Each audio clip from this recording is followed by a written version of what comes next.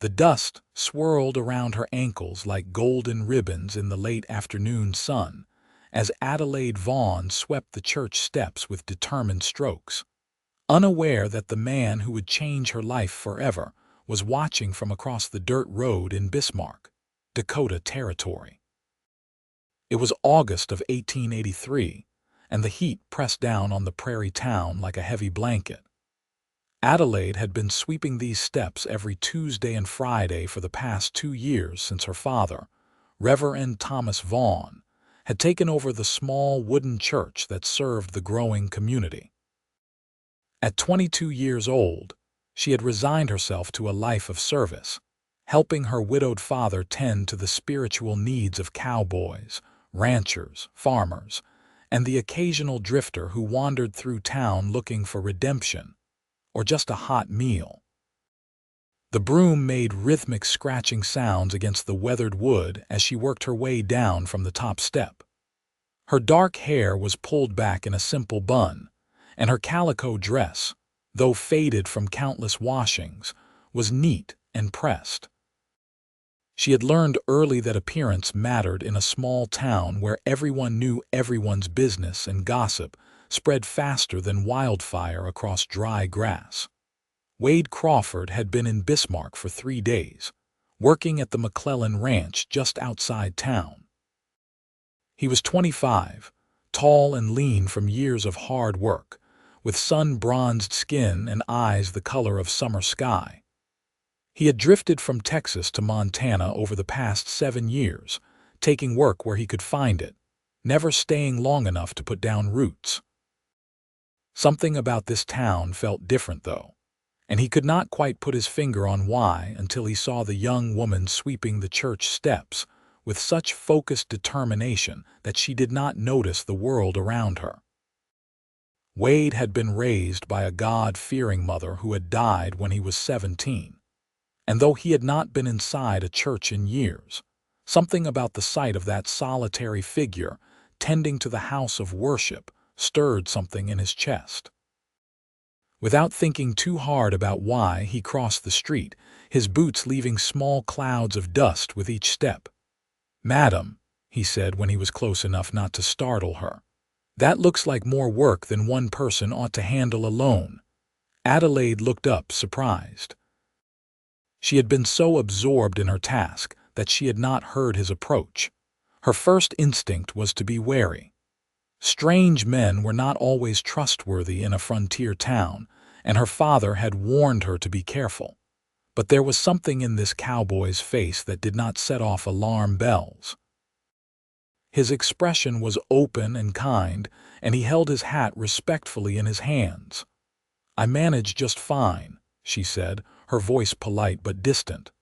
"I have been doing this for quite some time." "I do not doubt it," Wade replied, noticing the calluses on her hands and the efficient way she wielded the broom. "But my mama taught me that it is never wrong to offer help when you see someone working hard. If you have another broom, I would be happy to lend a hand." Adelaide studied him for a long moment. His clothes were dusty from travel, but clean. His face was honest, and there was something about the way he mentioned his mother that softened her guard.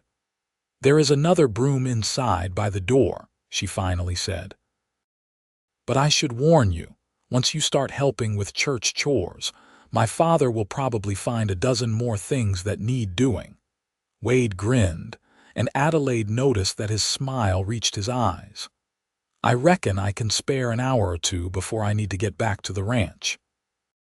He returned moments later with the second broom, and they worked in companionable silence for a while, sweeping the dust and dried leaves from the steps. The sun was beginning its descent toward the horizon, painting the sky in shades of orange and pink that seemed to set the prairie on fire. "I am Wade Crawford," he said after they had been working for several minutes. "Been working at the McClellan Ranch for a few days now." "Adelaide Vaughn," she replied, pausing in her sweeping. "My father is the minister here, Reverend Thomas Vaughn." "Pleased to make your acquaintance, Miss Vaughn." Wade continued sweeping, moving with an easy grace that came from years of physical labor. "This is a nice little church. Reminds me of the one my mama used to drag me to back in Texas." "Where in Texas?" Adelaide asked, finding herself curious about this stranger who had appeared out of nowhere to help her with such a mundane task. "Small town called Fredericksburg. Not much bigger than Bismarck, truth be told. Mama was German, came over with her family when she was just a girl. She married my pa, who was about as Texas as they come. He died when I was young, kicked by a horse, and Mama raised me and my sister on her own until the fever took her." There was a sadness in his voice when he spoke of his mother, and Adelaide felt an unexpected kinship with him. "My mother died when I was 15, she said quietly. "Childbirth. The baby did not survive either. It has been just my father and me ever since." They continued sweeping, but something had shifted between them. The shared experience of loss had created a connection, fragile as spider silk, but real nonetheless. Reverend Vaughn emerged from the church as they were finishing the last step. He was a tall man with graying hair and kind eyes that crinkled at the corners when he smiled. "Adelaide, I see you have acquired some assistance," he said, extending his hand to Wade. "Thomas Vaughn, I appreciate you helping my daughter." "Wade Crawford, sir. I was just passing by and thought I could lend a hand." Wade shook the Reverend's hand firmly. "Well, Wade Crawford, we are having a simple supper in about an hour. Nothing fancy, just stew and cornbread, but you would be welcome to join us if you have the time. I like to get to know the folks in my congregation, and anyone willing to help sweep church steps is worth getting to know."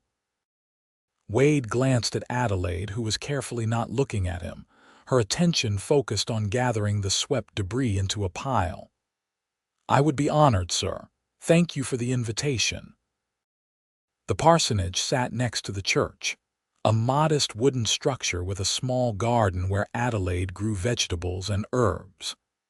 As Wade followed them inside, he noticed the care that had been taken to make the simple dwelling a home. Wildflowers in a mason jar sat on the table, and the curtains, though made from plain fabric, were clean and neatly hung. Books lined a shelf by the fireplace, and Wade could see they were well used, their spines creased from many readings. "Please have a seat," Reverend Vaughn said, gesturing to the table. "Adelaide, let me help you with supper." "I can manage, Father," Adelaide replied, but there was warmth in her voice. Wade could see the deep affection between father and daughter, and it reminded him of his own relationship with his mother. As Adelaide worked at the stove, stirring the pot of stew and checking the cornbread in the oven, Reverend Vaughn engaged Wade in conversation. "So you are working at the McClellan Ranch. How are you finding Bismarck? It seems like a good town, sir. Growing, but not so big that folks forget their neighbors. The McClellans are fair employers and the work is honest." "That is high praise coming from a cowboy," the Reverend said with a smile. "Too many ranchers out here think they can work a man like a mule and pay him in promises. James McClellan is one of the good ones, though. Comes to service most Sundays with his wife and their 3 children." Adelaide set bowls on the table, and Wade noticed how gracefully she moved, despite the simple surroundings. She ladled out the stew, which smelled of beef and vegetables and long simmering, and brought the cornbread to the table on a wooden board. Reverend Vaughn said grace, and they began to eat. The food was simple but delicious, and Wade realized he had not had a home-cooked meal like this since leaving his sister's house in Colorado 2 years ago. "This is wonderful, Miss Vaughn," Wade said sincerely. "You are an excellent cook." Adelaide felt her cheeks warm at the compliment. "Thank you, Mr. Crawford. It is nothing special, just what we have." "Sometimes the simplest things are the best things," Wade replied, and Adelaide found herself meeting his eyes across the table. There was something in his gaze that made her heart beat a little faster, though she could not have explained why. The conversation flowed easily over supper. Reverend Vaughn was a naturally engaging man who had a gift for making people feel comfortable, and Wade found himself talking about things he rarely discussed with strangers. He told them about his travels, the places he had seen, the people he had met. Adelaide listened intently, fascinated by stories of a life so different from her own circumscribed existence in Bismarck. "Have you ever wanted to see the world, Adelaide?" Wade asked, surprising both himself and her with the directness of the question. Adelaide paused, her spoon halfway to her mouth. "I suppose I have," she admitted. "But my place is here, helping my father with his ministry. He needs me, and the people of this community need someone to tend to the practical matters that keep a church running." "What Adelaide is too modest to say," Reverend Vaughn interjected, "is that she is the backbone of this entire operation. She organizes the women's auxiliary, teaches Sunday school to the children, visits the sick, and somehow still finds time to keep our home running smoothly. I would be lost without her." Wade saw the pride in the Reverend's eyes when he looked at his daughter, but he also saw something else. A subtle sadness, as if the man recognized that his needs might be keeping his daughter from living her own life. "That is quite an accomplishment," Wade said to Adelaide. "You must be very dedicated." "I do what needs to be done," Adelaide replied, but there was a wistfulness in her voice that Wade did not miss. After supper, Wade helped clear the table despite Adelaide's protests, and then he took his leave, thanking them both for the meal and the conversation. As he walked back toward the boarding house where he was staying, he found his thoughts returning again and again to Adelaide Vaughn, and the sadness he had glimpsed behind her capable exterior. Adelaide watched from the window as Wade walked away, his tall figure eventually disappearing into the growing darkness. She felt strangely unsettled, as if his brief presence in her life had somehow shifted something fundamental that she could not quite name. "He seems like a good man," Reverend Vaughn said quietly from behind her. Adelaide turned, startled. "I suppose so, Father, though we hardly know him." "True enough," her father agreed, "but sometimes you can tell the measure of a person by small things." He saw someone working and offered to help without being asked. He spoke respectfully and honestly. Those are not small virtues in this world. Adelaide returned to her evening chores, but her father's words stayed with her as she washed the dishes and prepared things for the next day. She found herself hoping that Wade Crawford would come back, though she told herself it was silly to think about a drifting cowboy who would probably move on to the next town within a few weeks. Wade did come back, though. The following Friday, when Adelaide was once again sweeping the church steps, he appeared with the same respectful manner and the same offer of help. This time, Adelaide smiled when she saw him and handed him the spare broom without hesitation. They worked together, and as they swept, they talked. Wade told her about a wild Mustang he had helped break that week, and Adelaide told him about the new family that had just arrived in Bismarck, homesteaders from Pennsylvania who were struggling to adapt to the harsh prairie conditions. "They have 3 small children," Adelaide said, her voice filled with concern. "The mother looked so overwhelmed when I visited them yesterday. I am trying to organize some of the church ladies to help them get settled, but everyone is so busy with their own preparations for winter." "Winter does come hard out here," Wade agreed. "What do they need most?" Adelaide thought for a moment. "Everything, really. But most urgently, they need help getting their cabin properly chinked before the cold weather hits. The father is trying to do it alone, but he is a shopkeeper by trade, not a builder. He does not really know what he is doing. I could go out there on Sunday after church," Wade offered. "I have done plenty of that kind of work. If you could round up a few more men, we could probably get it done in an afternoon." Adelaide stopped sweeping and looked at him with surprise and gratitude. "You would do that? But you hardly know these people." Wade shrugged. "Like I said, my mama raised me to help where I could. Besides, no child should have to face a Dakota winter in a poorly built cabin."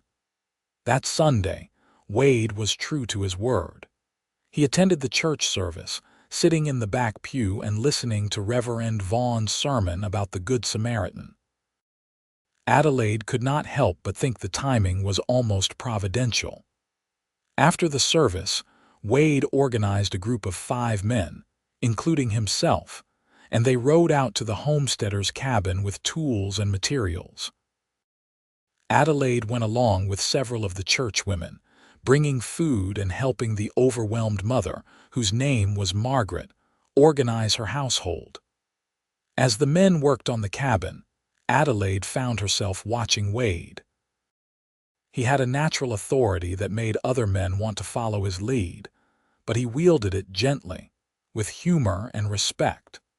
She saw him patiently show the Pennsylvania shopkeeper, whose name was Robert, how to properly mix the chinking material and apply it so it would hold through the winter winds.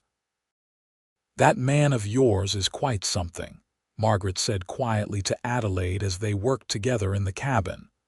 "Oh, he is not my man," Adelaide replied quickly, feeling her cheeks flush. "He is just someone who has been helping around the church." Margaret gave her a knowing look. "Well, if he is not yours, maybe you should consider making him yours. Good men are hard to find out here, and that one has a kind heart." Adelaide tried to dismiss the comment, but it lingered in her mind throughout the day. She watched Wade work, noting the strength in his arms as he lifted heavy timbers, the care he took to do the job right, the way he encouraged Robert and praised his efforts.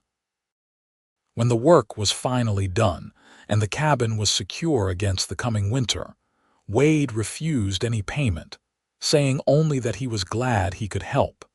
As they rode back to town in the wagon, Adelaide found herself sitting next to Wade.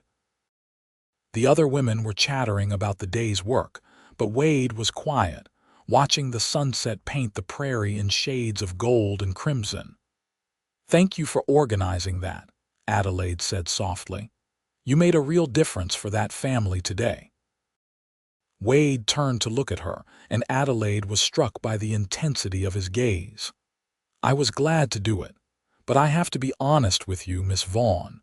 I did not just do it to help that family, though I am happy we could.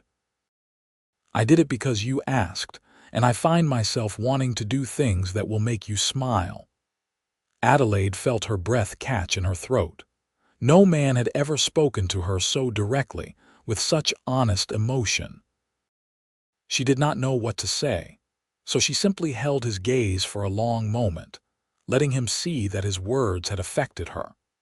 The wagon hit a rut in the road, jostling everyone and breaking the moment, but something had been acknowledged between them that could not be taken back. Over the following weeks, Wade became a regular presence at the church and in Adelaide's life. He came to help with various tasks: repairing the church roof before winter arrived, splitting wood for the parsonage, fixing a broken wheel on the wagon Adelaide used to make her visits to the sick and homebound. Reverend Vaughn welcomed Wade's help and his company, often inviting him to stay for meals. Adelaide found herself looking forward to these visits with an eagerness that both thrilled and frightened her. She had never expected to fall in love, had never even really thought about it much. Her life had been so consumed with her duties to her father, and the church that romance had seemed like something that happened to other people, not to her. But with Wade, everything felt different. When he was near, the world seemed brighter, more full of possibility. They talked about everything. Books, though Wade had not had much formal education, he was surprisingly well read. The changing seasons and what they brought to the prairie, their hopes and fears, their memories of lost loved ones. One October evening, after Wade had helped Adelaide organize the church's collection of food and clothing for families in need, he walked her back to the parsonage. The air had turned crisp, carrying the promise of the long winter ahead. The stars were brilliant in the darkening sky, undimmed by the few lanterns that lit Bismarck's Main Street. "Adelaide," Wade said, stopping before they reached her door. "I need to tell you something, and I am not sure how to say it properly, so I am just going to say it plain. I have come to care for you deeply, more than I have ever cared for anyone. When I first came to Bismarck, I thought I would work a season and move on like I always do. But now I find I do not want to leave. I want to stay here, build a life here if you think you might want that too." Adelaide felt tears prick her eyes. "Wade, I have been hoping you would say something like that, but I have also been afraid to hope. I care for you too, more than I know how to express. But I cannot abandon my father. He needs me, and I cannot just leave him to manage on his own." Wade took her hands in his calloused palms warm against her skin. "I would never ask you to abandon your father. I respect what you do for him and for this community. What I am asking is whether you think you could build a life that includes both him and me. I will not lie to you and say it would be easy. I am just a cowboy without much to offer beyond hard work and an honest heart. But I would spend every day trying to make you happy, and I would honor your commitment to your father and to this church." "Yes," Adelaide whispered, hardly believing she was saying the word but knowing it was the only answer she could give. "Yes, Wade, I want that. I want to build a life with you." Wade pulled her close, and they stood there in the darkness, holding each other, both trembling slightly with the enormity of what they had just committed to. When he finally kissed her, it was gentle and sweet, full of promise and possibility. Inside the parsonage, Reverend Vaughn watched from the window and smiled. He had seen this coming for weeks and had been praying about it, asking God whether it was right to feel happy that his daughter might be finding love when it would inevitably change their lives. The answer, he had come to believe, was yes. Adelaide deserved happiness, deserved a life beyond caring for her aging father and a small prairie church. If Wade Crawford was the man who could give her that life, then Thomas Vaughn would not stand in their way. The next few months passed in a blur of happiness and planning. Wade proposed formally to Adelaide on Thanksgiving Day, presenting her with a simple gold band that had belonged to his mother. Adelaide said yes with tears streaming down her face, and Reverend Vaughn gave them his blessing. The wedding was planned for February, which gave Adelaide time to prepare and gave Wade time to save money and make arrangements for their future.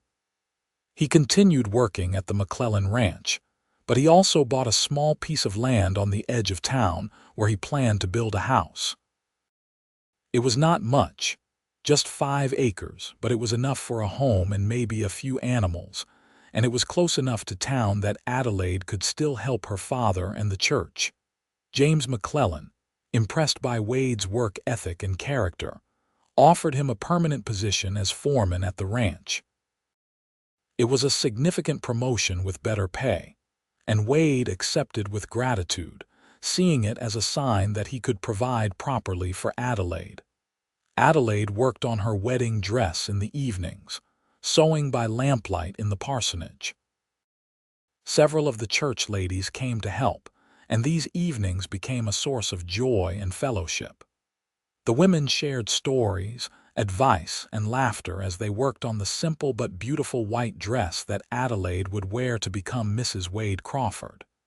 "You are glowing, dear Mrs. McClellan said one evening as they sat together, stitching delicate lace onto the dress's collar. "I have never seen you look so happy." Adelaide smiled, her needle moving in and out of the fabric with practiced ease. "I did not know I could feel this way." For so long I thought my life was set, that I would always be just the Reverend's daughter, helping with church duties. But Wade has shown me that I can have more, that I can have love and partnership and a future that is mine to shape. You deserve all of that and more, Mrs. McClellan said warmly. And Wade is a good man. My husband speaks very highly of him. He says Wade is one of the best workers he has ever had, not just because he is skilled, but because he treats everyone with respect and fairness. The winter that year was harsh, with bitter cold and several significant snowstorms that made travel difficult. But inside the parsonage and around the town, there was warmth and anticipation as the community prepared for the wedding. It had been a long time since Bismarck had seen the minister's daughter married, and people were genuinely happy for Adelaide and Wade. Wade spent his spare time working on the house he was building on his land. Several men from the church, including Reverend Vaughn, came to help when they could. The structure slowly took shape. A modest two-room cabin with a stone fireplace and real glass windows, which Wade had ordered specially from the East at considerable expense. He wanted Adelaide to have a proper home, with light and warmth and space for the life he hoped they would build together. One cold January Sunday after church, Adelaide bundled up in her heavy coat and walked out to see the progress on the house. Wade met her there, his breath forming white clouds in the frigid air. "What do you think?" he asked, gesturing to the nearly completed structure. "It is not fancy, but it is solid. The roof will not leak, and the fireplace draws properly. I am thinking we could add on in a few years, maybe build another room or two if we need them." Adelaide walked through the space, imagining how it would look furnished, with curtains on the windows and her cooking pots hanging by the fireplace. "It is perfect," she said, turning to Wade with shining eyes. "It is absolutely perfect." Wade crossed to where she stood and took her hands. "Adelaide, I want you to know that I understand your life is not going to suddenly become just about me and this house. I know you are committed to helping your father and serving this community. I will never ask you to give that up. But I hope this place can be a home where you feel safe and loved, where you can come at the end of the day and just be yourself." "How did I get so lucky as to find you?" Adelaide asked, reaching up to touch his face. "I think I am the lucky one," Wade replied, pulling her close. They stood there in their unfinished house, holding each other against the cold, both thinking about the future that was spreading out before them like the vast prairie sky. The wedding day arrived on a bitterly cold Saturday in mid-February. The church was packed with people from all over the territory, folks who had come to know and respect both Adelaide and Wade over the past months. The interior was decorated with pine boughs and ribbon, and someone had managed to find hothouse flowers from a supplier in St. Paul, a lavish expense that showed how much the community valued this union. Adelaide wore her white dress with her dark hair arranged in soft curls, and she carried a small bouquet of white roses. As she walked down the aisle on her father's arm, she saw Wade waiting for her at the altar, and the look on his face took her breath away. He was wearing a new suit, probably the first new clothes he had owned in years, and his eyes were bright with emotion. Reverend Vaughn performed the ceremony himself, his voice strong and sure as he spoke about love, commitment, and partnership. When it came time for the vows, Wade's voice trembled slightly as he promised to love and cherish Adelaide for all his days. Adelaide's voice was clearer, but equally full of emotion as she made her own promises. "I now pronounce you husband and wife," Reverend Vaughn said with a broad smile. "Wade, you may kiss your bride." When Wade kissed Adelaide, the church erupted in applause and cheers. It was a moment of pure joy, a celebration of love in a place where life was often hard and happiness had to be fought for and treasured when it came. The reception was held in the church hall, with food contributed by dozens of families and music provided by a fiddle player and a man with a harmonica. Adelaide and Wade danced their first dance as husband and wife to a slow, sweet melody, and Adelaide felt as if her heart might burst with happiness. "Are you happy?" Wade whispered in her ear as they swayed together. "More than I ever thought possible," Adelaide whispered back. They spent their wedding night in the new house, which Wade had furnished simply but comfortably. There was a real bed with a feather mattress, a table and chairs, and a rocking chair by the fireplace. Adelaide had brought some of her things from the parsonage: her mother's quilt, her collection of books, her cooking pots and pans. The combination of her belongings and Wade's made the space feel like a true home. As they lay together in their bed, listening to the wind howl outside, Wade held Adelaide close and marveled at the turn his life had taken. 6 months ago, he had been a drifter with no real purpose or direction. Now he was a husband with a home, a good job, and a community that had welcomed him. All because he had stopped to help a young woman sweep some church steps. The first months of marriage brought adjustments, as all marriages do. Adelaide learned that Wade liked his coffee strong and black, that he talked in his sleep sometimes, that he had nightmares occasionally about his mother's death and would wake up disoriented and sad. Wade learned that Adelaide was not a morning person, that she had a quick temper when she was overtired, that she cried at things that touched her heart but rarely complained about hardship. They learned to navigate the balance between Adelaide's continued involvement with the church and Wade's demanding work at the ranch. Some weeks they hardly saw each other, passing like ships in the night. Other weeks they had more time together, and they would spend evenings reading together by the fireplace or taking walks around their property, making plans for the future. Adelaide continued to help her father, though not quite as extensively as before. She still taught Sunday school and organized the women's auxiliary, but she passed some of her other duties to younger women in the congregation who were eager to contribute. Reverend Vaughn seemed to be managing well, and Adelaide suspected he was actually enjoying having a bit more independence. Spring came late that year, but when it finally arrived, it transformed the prairie into a sea of green dotted with wildflowers. Adelaide planted a garden near the house, vegetables and herbs, but also flowers, because she believed beauty was as necessary as food. Wade built her a chicken coop, and they acquired 6 hens and a rooster from a neighboring farm. In May, Adelaide realized she was pregnant. She had suspected for a few weeks, but had wanted to be certain before telling Wade. When she finally shared the news with him one evening after supper, he stared at her for a moment as if he had not understood, and then he swept her up in his arms, laughing and crying at the same time. "We are going to have a baby," he kept saying, as if trying to make it real by speaking it aloud. "Adelaide, we are going to be parents." "Yes," Adelaide said, laughing at his reaction. "Probably sometime in late November or early December, if my calculations are correct." Wade immediately became protective and solicitous, wanting Adelaide to rest more, to not work so hard.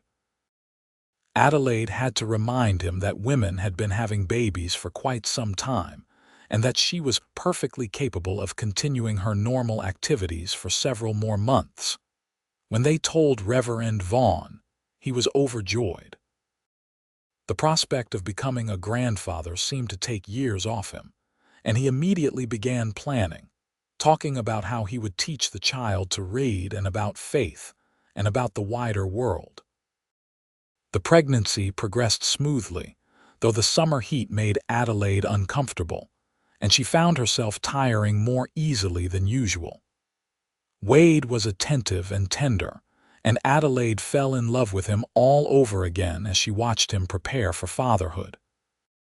He built a cradle from smooth pine, sanding it until there was not a single rough edge. He talked to her belly, telling their unborn child stories about the ranch and the horses and the vast Dakota sky. In late November, as the first snows began to fall, Adelaide went into labor. Mrs.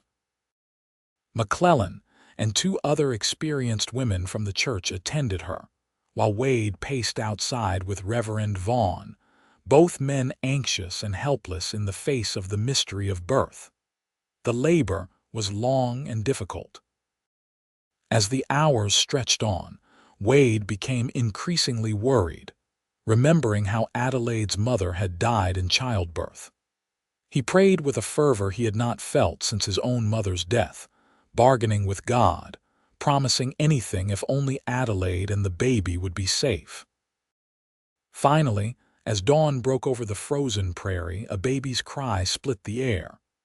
Wade burst into the room, not caring about propriety, needing to see Adelaide. She was pale and exhausted, but alive and smiling, holding a small bundle wrapped in a soft blanket. "We have a son," she said softly.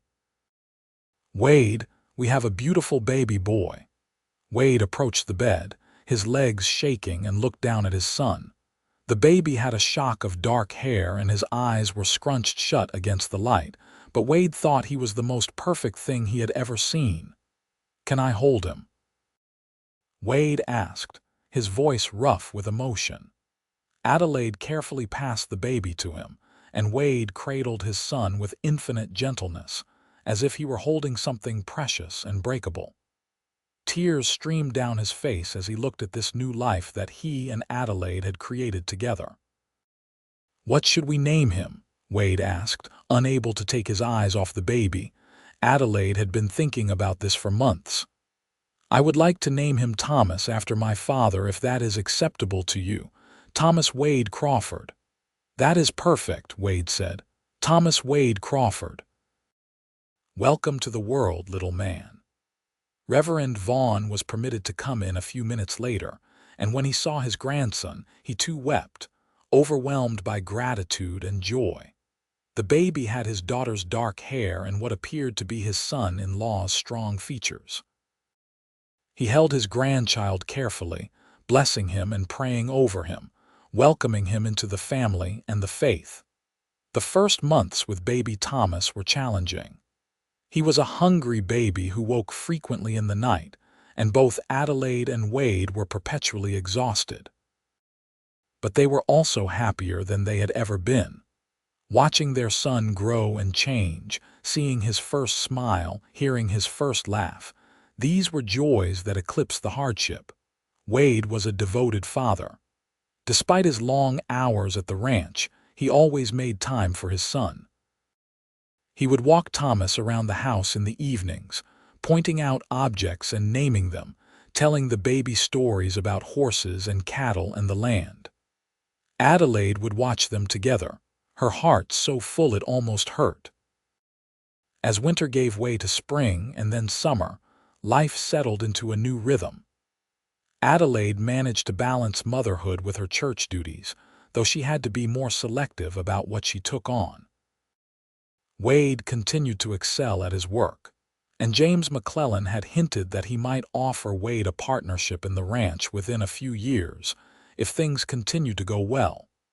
Thomas was a healthy, happy baby who seemed to delight in everything around him. By the time he was 6 months old, he was already trying to crawl, determined to explore every corner of his world. Adelaide and Wade would sit on the floor with him, encouraging his efforts, laughing at his frustrated determination when he could not quite make his body do what he wanted. On a warm evening in July, as they sat outside watching the sunset while Thomas played on a blanket, Adelaide leaned against Wade's shoulder and sighed contentedly. "What are you thinking about?" Wade asked, his arm around her.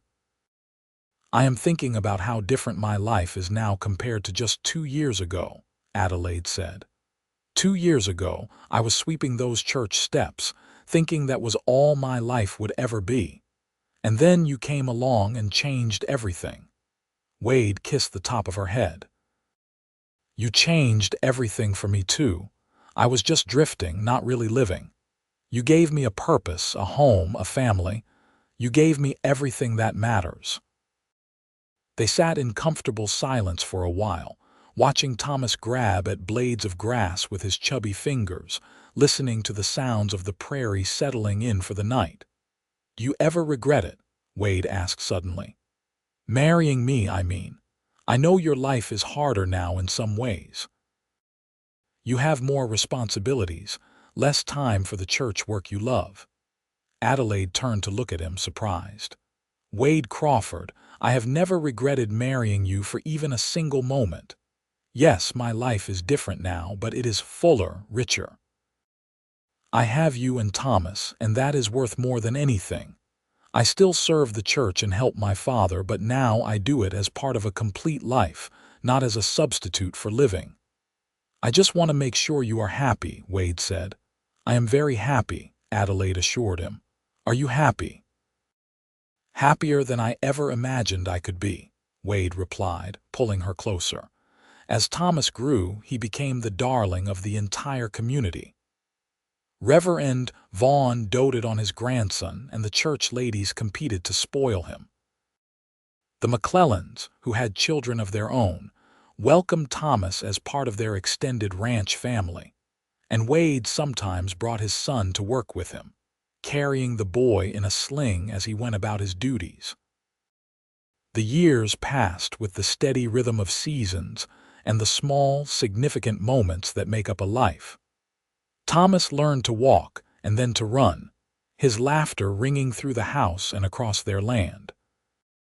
Adelaide became pregnant again when Thomas was 2, and this time gave birth to a daughter they named Grace Ellen, after Wade's mother, whose middle name had been Ellen. The labor was easier this time, and Grace was a calmer baby than her brother had been, content to observe the world with solemn eyes. Wade expanded their house, adding 2 more rooms as he had promised Adelaide he would. Their land prospered, and with the money Wade earned from his foreman position, they were able to buy a few head of cattle and another 5 acres adjacent to their original property. They were not wealthy by any means, but they were comfortable and secure in a way that both of them had once thought impossible. Reverend Vaughn continued to serve the Bismarck Church, though as he aged, he began to rely more on guest preachers and lay leaders to help with the services. He spent more and more time with his grandchildren, teaching Thomas his letters and numbers, telling both children stories from the Bible and from his own life. When Thomas was 5 and Grace was 3, Adelaide became pregnant for a 3rd time. This pregnancy was more difficult than the previous 2, and Adelaide spent the last 2 months mostly resting. Wade worried constantly, but Adelaide remained calm, trusting that everything would be as it should be. In the spring of that year, Adelaide gave birth to twin boys, which was both a surprise and a challenge. The babies, whom they named Samuel and Daniel, were small but healthy, and suddenly the Crawford household was even more chaotic and joyful. Wade hired a young woman from town to help Adelaide with the housework and the children, recognizing that managing 4 children under the age of 6 was more than one person could reasonably handle. Life was busy and sometimes overwhelming, but it was also rich with meaning and purpose. Wade and Adelaide had created something beautiful together: a family, a home, a life built on love and mutual respect and shared values. They had their disagreements, of course, moments of frustration and tiredness when they snapped at each other over small things. But they had learned to talk through their problems, to apologize when they were wrong, to forgive and move forward. On their 10th wedding anniversary, Wade surprised Adelaide by taking her away for a weekend to a hotel in Bismarck, the first time they had been away from their children since Grace was born. Adelaide's father and the hired girl took care of the children, and Wade and Adelaide spent 2 precious days just being themselves, not parents or church workers or ranch employees, just a man and a woman who loved each other. "Thank you for this," Adelaide said as they sat together in the hotel's dining room, enjoying a meal they had not had to cook themselves. "I did not realize how much I needed a break until right this moment." "You work too hard," Wade said, reaching across the table to take her hand. "You are always taking care of everyone else. You deserve to be taken care of too." "I have you taking care of me," Adelaide replied, squeezing his hand. "You have always taken care of me from that very first day when you helped me sweep those church steps." Wade smiled at the memory. "I saw you standing there, working so hard, and I just knew I had to meet you. I did not know then that you would become everything to me, but I think my heart knew before my head did." "Do you remember what I was wearing?" Adelaide asked, curious. Wade thought for a moment. "A calico dress, faded from washing but neat and pressed. Your hair was in a bun, and you had this look of fierce concentration on your face, like those church steps were the most important thing in the world." Adelaide laughed. "I cannot believe you remember that."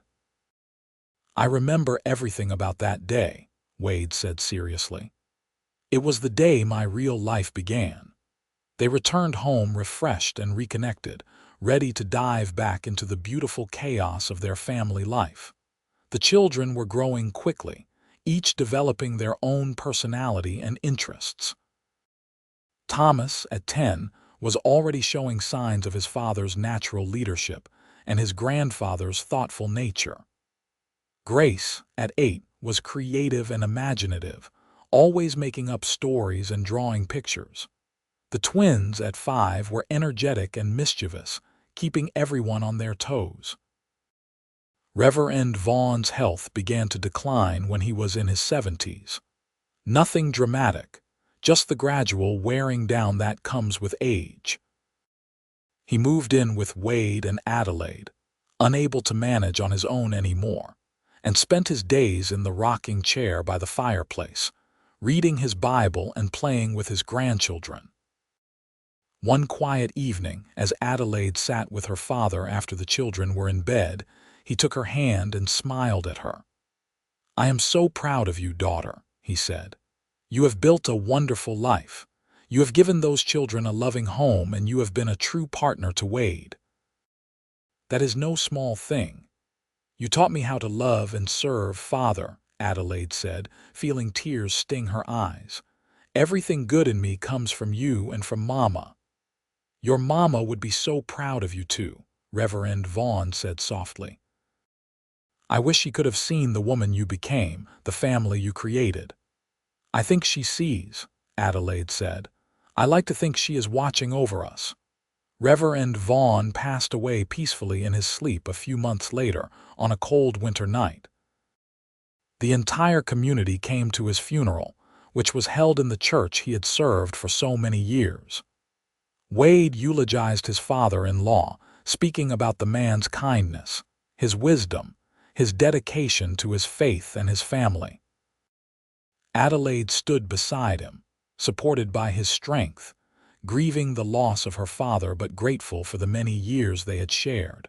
After her father's death, Adelaide threw herself even more into her church work, finding comfort in serving others. Wade understood and supported her need to process her grief through action.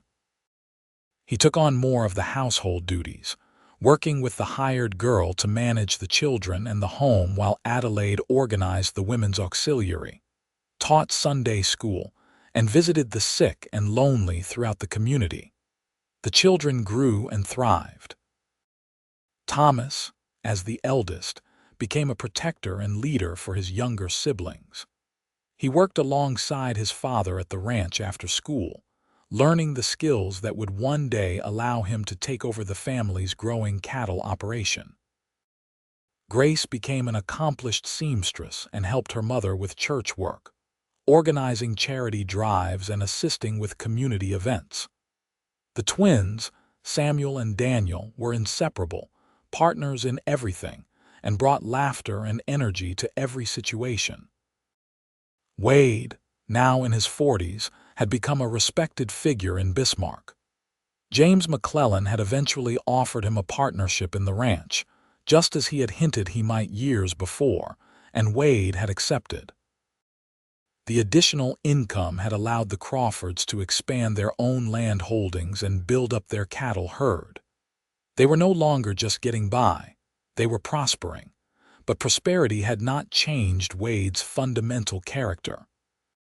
He was still the man who would stop to help someone in need, still the man who valued kindness and integrity above material success. He served on the church board and the town council, using his influence to advocate for the less fortunate and to push for improvements to the community's infrastructure and services. One summer evening, when Thomas was 18 and preparing to take over management of the family's cattle operation, Wade and Adelaide sat together on the porch of their expanded home, watching the sunset paint the prairie sky in shades of orange and pink. "Do you remember when this was just a simple 2-room cabin?" Adelaide asked, gesturing to the house behind them, which now had 6 rooms and a proper second story. "I remember everything," Wade said, taking her hand. They had been married for nearly 20 years, and Adelaide still felt her heart flutter when he touched her. "We have been blessed," Adelaide said softly, "more blessed than I ever thought possible." "We have worked hard," Wade corrected gently. "We have built this together through effort and commitment and love. Yes, we have been blessed, but we have also earned what we have." They sat in comfortable silence for a while, listening to the sounds of their children inside the house. Grace was playing the piano they had bought 2 years ago, a significant extravagance that Adelaide had insisted upon because she wanted her children to have access to beauty and culture. The twins were arguing about something, their voices rising and falling in familiar patterns. Thomas was probably in his room, reading one of the books from his grandfather's collection that Adelaide had carefully preserved. "I was thinking about something today," Wade said after a while, "about how my life could have gone so differently. If I had not stopped to help you sweep those church steps that day, I would probably still be drifting from place to place, never putting down roots, never really living. You saved me, Adelaide." Adelaide shook her head. "We saved each other. I was trapped in a life that was too small for me, even though I did not fully realize it at the time. You showed me that I could have more, that I could serve and love and build a family all at the same time. You gave me permission to want more from life." "I just offered to help you sweep," Wade said with a smile. "And in doing so, you swept me off my feet," Adelaide replied, leaning her head on his shoulder. "Best sweeping job anyone ever did." They laughed together, comfortable in their shared history, secure in their love for each other. As the years continued to pass, the Crawford family continued to grow and evolve. Thomas married a young woman from a neighboring ranch, a hardworking girl named Catherine who reminded Wade and Adelaide of themselves when they were young. The young couple took over the Crawford cattle operation, building on the foundation that Wade had laid and expanding it even further. Grace married a schoolteacher who had come to Bismarck from Minnesota, a gentle man named Peter who appreciated Grace's creativity and encouraged her artistic pursuits.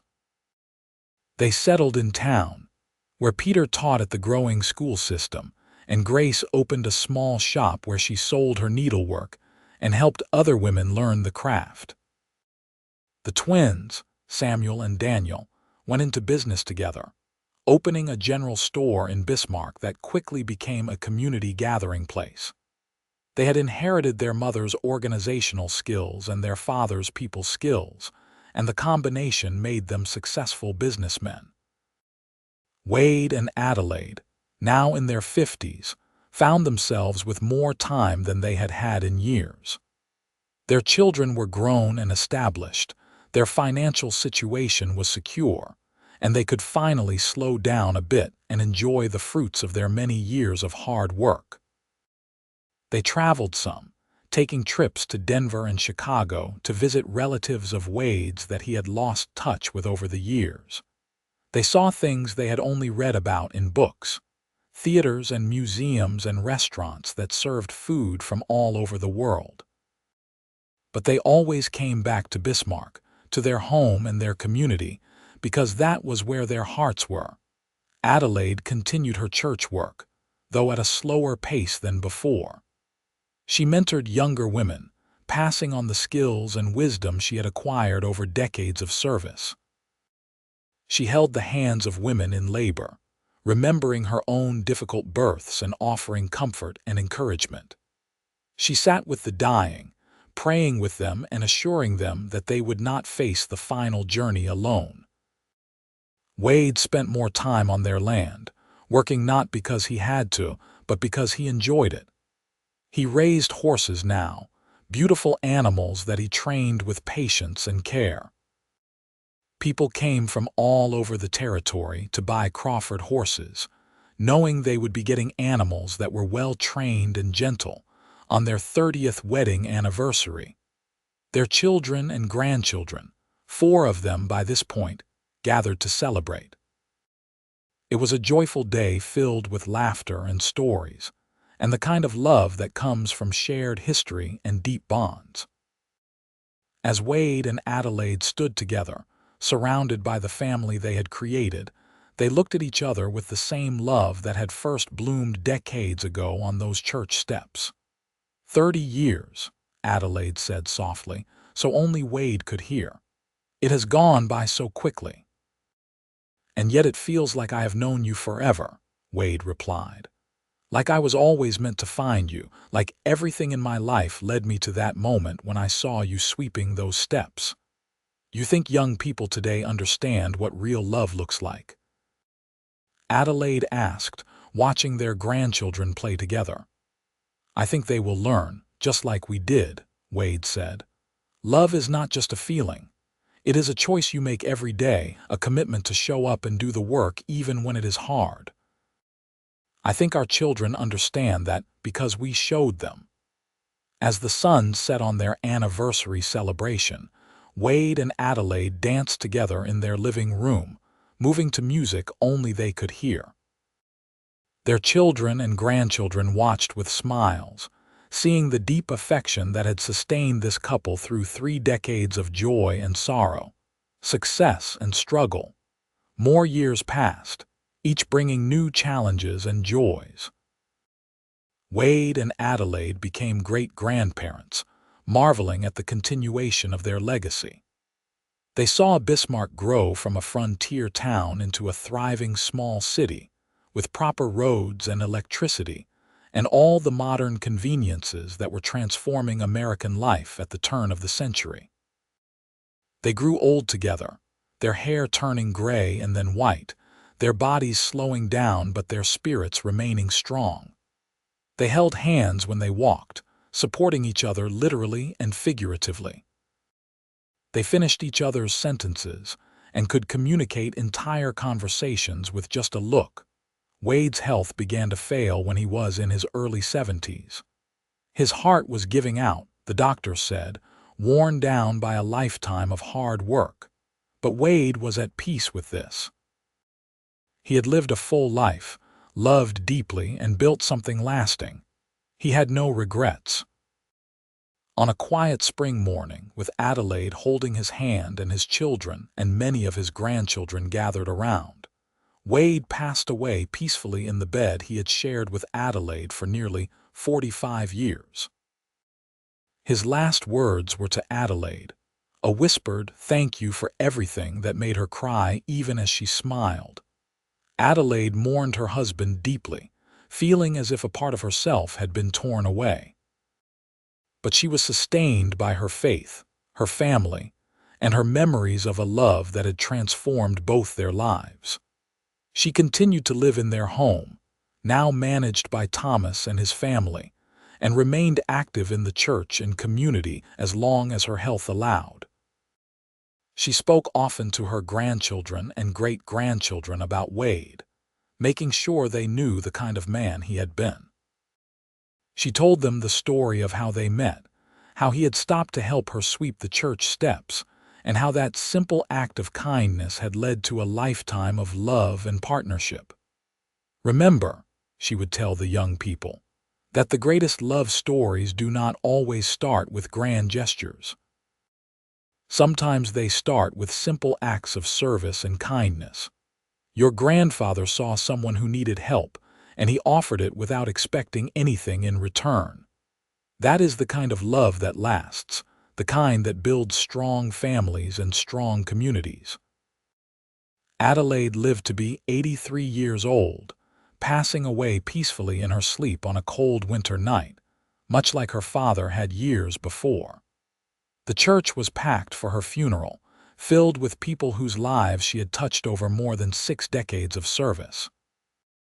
They told stories of her kindness, her wisdom, her unwavering faith, and her deep love for her family and her community. She was buried next to Wade in the Bismarck Cemetery, on a hill overlooking the prairie they had both loved. Their headstone was simple, bearing their names and the dates of their births and deaths, but also a single line that Thomas had chosen. They swept together through life, and in doing so, swept each other off their feet. The Crawford family continued to thrive in Bismarck, carrying on the legacy of service, integrity, and love that Wade and Adelaide had established. Their children, grandchildren, and great-grandchildren all knew the story of how it had all begun, with a lonely young woman sweeping church steps and a wandering cowboy who stopped to help. The old church where Adelaide had swept, and where she and Wade had been married, was eventually replaced by a larger, more modern building. But a small plaque was placed on the new church's steps commemorating Adelaide Vaughn Crawford and her years of service. People would sometimes stop and read the plaque, and those who had known Adelaide would smile, remembering the woman who had given so much to her community. Years turned into decades, and the world changed in ways that Wade and Adelaide could never have imagined. But in Bismarck, the story of the cowboy and the minister's daughter who fell in love over a simple broom remained a favorite, told and retold as an example of how the most profound connections can begin in the most ordinary moments. Their great-great-grandchildren grew up hearing about Wade and Adelaide, learning that real love is built not on grand romantic gestures, but on consistent choice, mutual respect, and genuine service to one another. They learned that home is not just a place, but a feeling of safety and belonging that is created by the daily acts of love and care that family members show each other. The land that Wade had purchased all those years ago remained in the family, passed down through generations. The original 2-room cabin he had built with his own hands was preserved, maintained as a reminder of humble beginnings and the power of hard work and determination. Family members would sometimes visit it, walking through the small rooms and trying to imagine what it must have been like for Wade and Adelaide in those early days, building a life with nothing but their love and their dreams. In the end, Wade and Adelaide's story became more than just a personal love story. It became a testament to the values that built the American West: hard work, community, faith, and the courage to reach for something better. It showed that even in a harsh and unforgiving landscape, love could flourish, families could thrive, and legacies could be built that would last for generations. The church steps where it all began were swept by countless hands over the years, but none of those who performed that simple task knew that they were walking in the footsteps of a legend, following in the path of a young woman who had been sweeping alone until a cowboy stopped to help, and in doing so, changed both their lives forever.